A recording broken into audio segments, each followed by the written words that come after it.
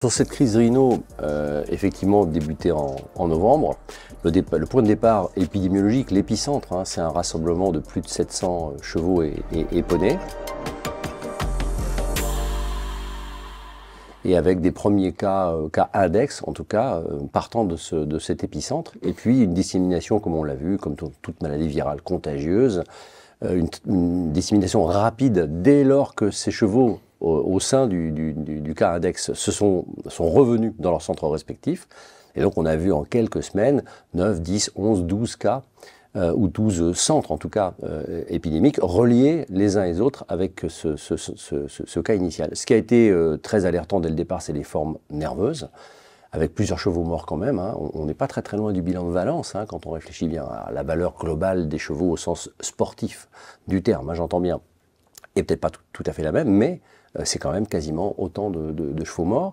Et ce qui a inquiété assez rapidement les équipes du RESP notamment, et puis celles de l'ABO qui ont beaucoup travaillé sur le séquençage, le tracking de cette souche, c'est justement ce caractère neurotrope, c'est-à-dire une faculté de ce virus assez rapidement à déclencher les formes nerveuses. Aujourd'hui, la crise est circonscrite, mais il est vrai que ça fait toujours, comme à chaque fois, extrêmement peur. Alors fort heureusement, la couverture vaccinale collective des chevaux de course, et du pur sang notamment, et du trotteur en France, est très bonne aujourd'hui, est bonne voire très bonne.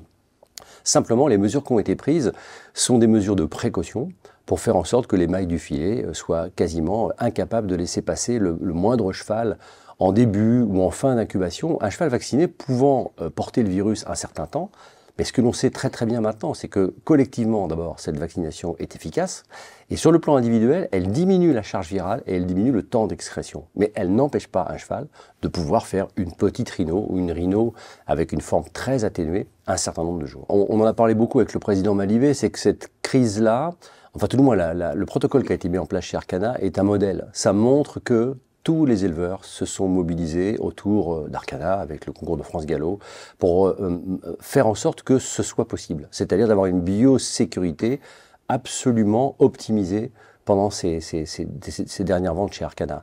Ça, c'est la première chose. La deuxième chose, ça montre bien aussi la prise de conscience autour de cette maladie, épisode après épisode, et sur lesquels le pur sang a toujours pris des mesures de biosécurité, on va dire, exemplaires. Et puis le troisième point, c'est que ça montre aussi que lorsque l'on réfléchit en période de crise, mais après avoir eu l'expérience malheureuse des précédentes, on sait mettre en place un dispositif rapide. Et voilà, je pense que c'est ces deux ou trois aspects-là qui ont bien démontré donc la forte capacité à se mobiliser, et puis le sérieux de la prise de position pour ces ventes, parce que c'est contraignant pour tout le monde finalement, mais tout le monde l'a fait, a joué le jeu. Et j'allais dire, fort heureusement aujourd'hui, ça s'est très bien passé. Alors sur un sujet rhino, on est sur deux virus différents. La grippe est extrêmement contagieuse, extrêmement rapidement, et il y a une excrétion du virus au bout du nez du cheval lors d'une toux, d'un éternuement, qui est absolument sans commune mesure par rapport à la rhino. Donc ça change un petit peu la donne.